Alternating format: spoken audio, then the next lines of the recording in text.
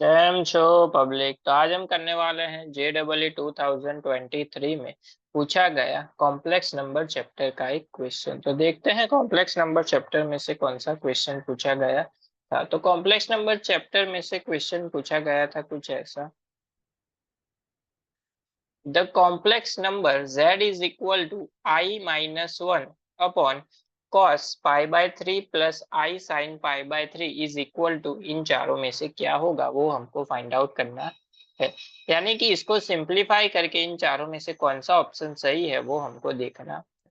चलिए देखते हैं इस वाले क्वेश्चन को हम कैसे सॉल्व करें। तो सबसे पहले तो यहाँ पे z का जो इक्वेशन दिया हुआ है वो समझ लेते हैं क्या है। z इज इक्वल टू है i-1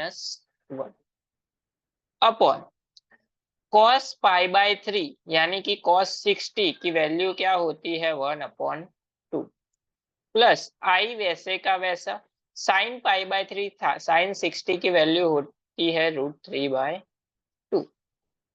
दोनों का एलसीएम क्या है 2, तो 2 चला जाएगा ऊपर, 2 इन दोनों से मल्टीप्लाई होगा तो 2i-2 अपॉन यहाँ पे बचा 1 प्लस √3i। अब इसको सिंप्लीफाई करना के लिए क्या करना पड़ेगा, मल्टीप्लाई एंड डिवाइड करना पड़ेगा। 1 माइनस √3i से मल्टीप्लाई किया एंड 1 माइनस √3i से डिवाइड किया। चलिए सबसे पहले ये 1 से मल्टीप्लाई होगा तो 2i-2 ही बचेगा, माइनस √3i से मल्टीप्लाई होगा तो क्या बचेगा, प्लस माइनस माइनस 2√3i आई स्क्वायर, माइनस माइनस क्या हो जाएगा प्लस 2√3i अपॉन ये क्या है a plus B, a minus B यानी कि स्क्वायर माइनस बी स्क्वायर यानी कि 1 का स्क्वायर माइनस √3 का स्क्वायर क्या हो जाएगा 3 एंड i का स्क्वायर i स्क्वायर। चलिए सिंप्लीफाई कर लेते हैं।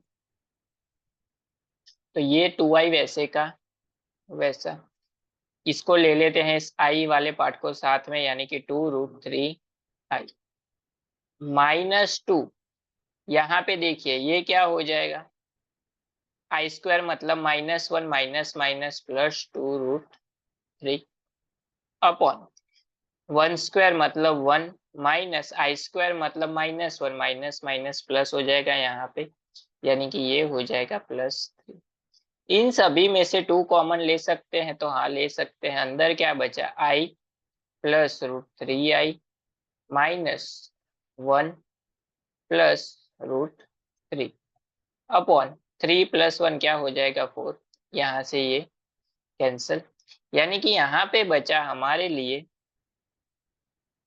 √3 माइनस 1 अपॉन 2, इसको आगे पीछे लिख दिया, प्लस इन दोनों में से i कॉमन ले लिया तो क्या बचा 1 प्लस √3 अपॉन 2। तो ये हो गया हमारा x एंड ये हो गया y। तो इसको हम दूसरी तरीके से भी लिख सकते हैं। यहाँ पे देखिए हमको इक्वेशन में क्या फाइंड आउट करना है, पाई बाय इक्वेशन में थीटा की वैल्यू फाइंड आउट करनी है। तो इसमें थीटा की वैल्यू फाइंड आउट करने के लिए एक z का इक्वेशन ऐसा है, z is equal to r cos theta plus i sin theta. तो इसको कंपेयर करें तो r cos थीटा क्या हो जाएगा √3 minus 1/2 and r sin theta क्या हो जाएगा 1 प्लस √3/2, यानी कि उसके लिए टेन की फॉर्मूला लगाए, tan theta is equal to sine theta upon cos theta, या फिर साइन थीटा आर्ग्यूमेंट क्या होता है y/x, या फिर लिख सकते हैं sign theta upon cos theta, सभी सेम ही है। चलिए वैल्यू रखाएंगे तो 2 क्या हो जाएगा कैंसल, तो यहाँ पे मिलेगा √3 प्लस 1 अपॉन √3 माइनस 1।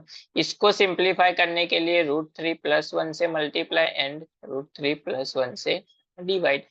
चलिए ये again a plus A square minus B square यानी कि √3 का स्क्वायर 3 माइनस 1 का स्क्वायर 1, इन दोनों का मल्टीप्लाई 3 प्लस √3 प्लस √3 प्लस तो ये हो जाएगा 3 + 1 4 + 2√3 अपॉन, यहाँ से देखिए ये 2 कैंसल, यहाँ से 2 कैंसल, तो फाइनल इक्वेशन हमको मिला 2 + √3, यानी कि ये है हमारा फाइनल इक्वेशन tan थीटा के लिए। अभी देखिए tan theta is equal to हमको क्या मिला, tan theta is equal to हमको मिला 2 + √3। तो tan थीटा में 2 + √3 कहाँ पे होता है, तो थीटा इज इक्वल टू 5π/12। अगर tan का टेबल याद करो तो tan theta is equal to 5π/12 पे का क्या होता है वैल्यू, 2 + √3। यानी कि यहाँ पे देखिए दो ऑप्शन है हमारे पास, एक है ये वाला एंड सेकंड है ये वाला।